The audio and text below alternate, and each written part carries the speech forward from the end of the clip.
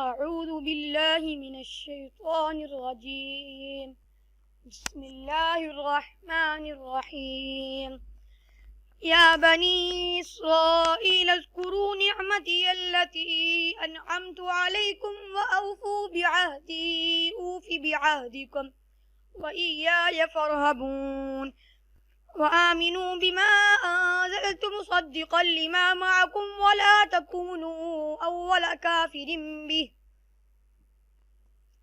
ولا تشتروا بآياتي ثمنا قليلا وإياي فاتقون. ولا تلبسوا الحق بالباطل وتكتموا الحق وأنتم تعلمون. وأقيموا الصلاة وآتوا الزكاة واركعوا مع الراكعين. أتأمرون الناس بالبر وتنسون أنفسكم وأنتم تتلون الكتاب أفلا تعقلون. واستعينوا بالصبر والصلاة وإنها لكبيرة إلا على الخاشعين الذين يظنون أنهم ملاقو ربهم وأنهم إليه راجعون. يا بني إسرائيل اذكروا نعمتي التي أنعمت عليكم وأني فضلتكم على العالمين. واتقوا يوما لا تجزي نفس عن نفس شيئا ولا يقبل منها شفاعة ولا يؤخذ منها عدل ولا هم ينصرون. وإذ نجيناكم من آل فرعون يسومونكم سوء العذاب يذبحون أبناءكم ويستحيون نساءكم وفي ذلكم بلاء من ربكم عظيم. وإذ فرقنا بكم البحر فأنجيناكم وأغرقنا آل فرعون وأنتم تنظرون.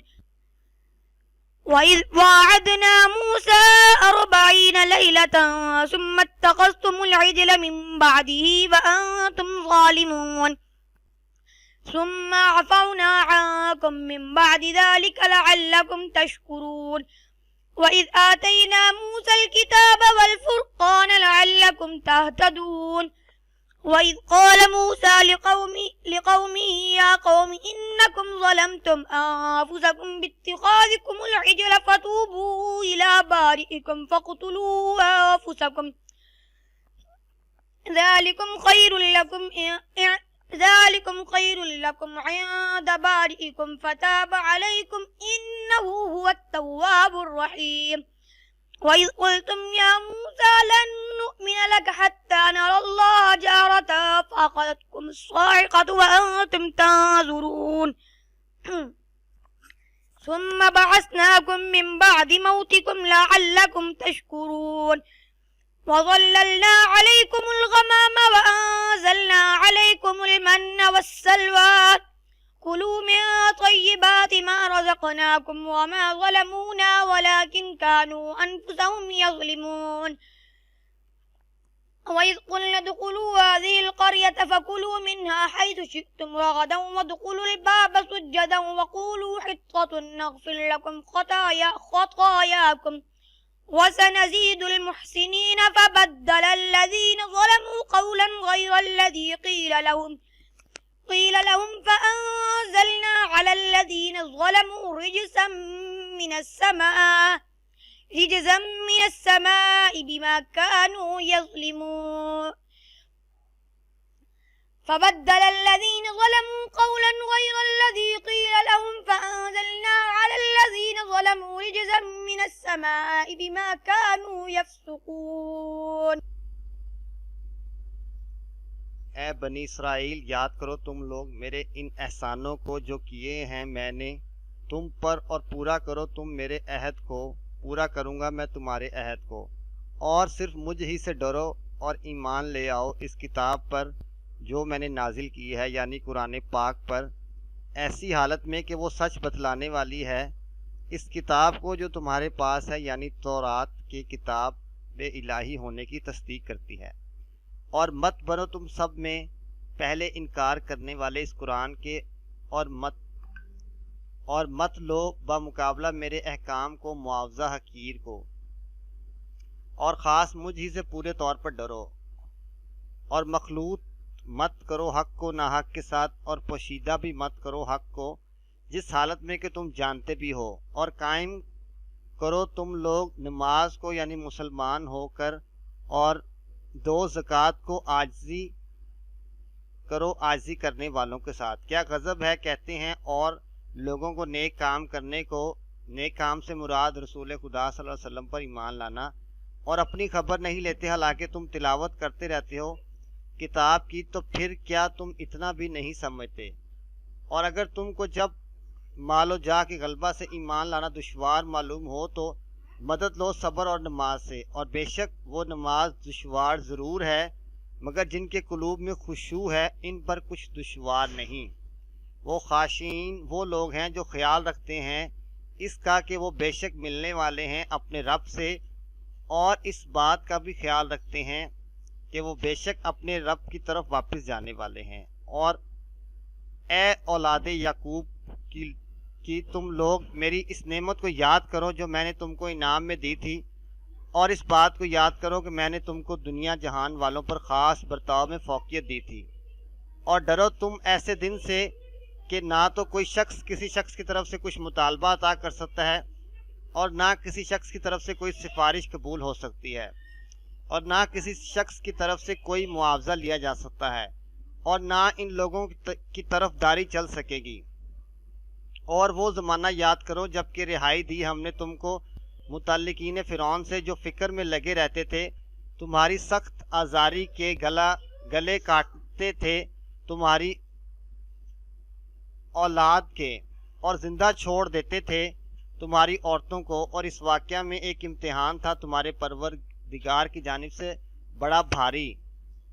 اور جب شک کر دیا ہم نے تمہاری وجہ سے دریائے شور کو، پھر ہم نے ڈوبنے سے بچا لیا تم کو اور غرق کر دیا متعلقین فرعون کو ماں فرعون کے، اور تم اس کا معائنہ کر رہے تھے۔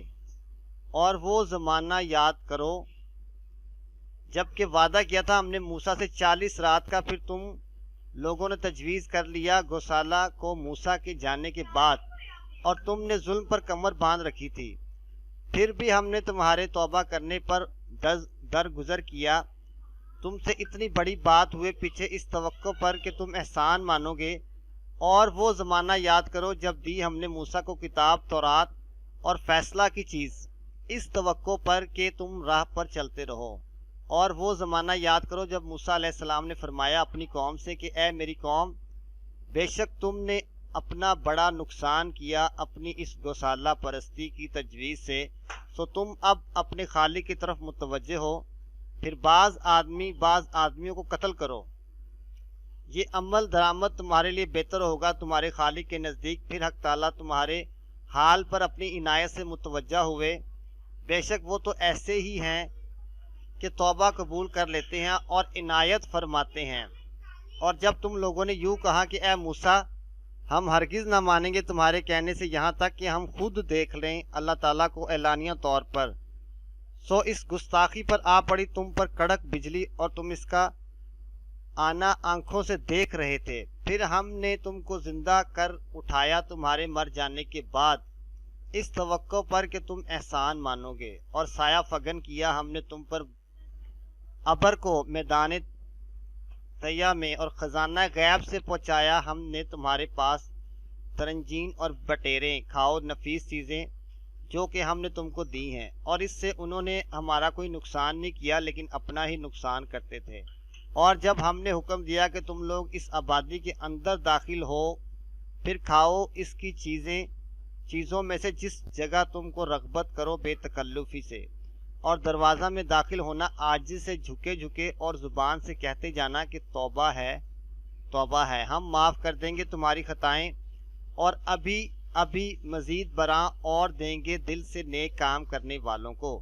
سو بدل ڈالا ان ظالموں نے ایک اور کلمہ جو خلاف تھا اس کلمہ کے جس کے کہنے کی ان سے فرمائش کی گئی تھی، اس پر ہم نے نازل کی ان ظالموں پر ایک آفت سماوی، اس وجہ سے کہ وہ عدول حکمی کرتے تھے۔ اور وہ زمانہ یاد کرو جب حضرت موسیٰ ایک آفت سماوی اس وجہ سے کہ وہ عدول حکمی کرتے تھے۔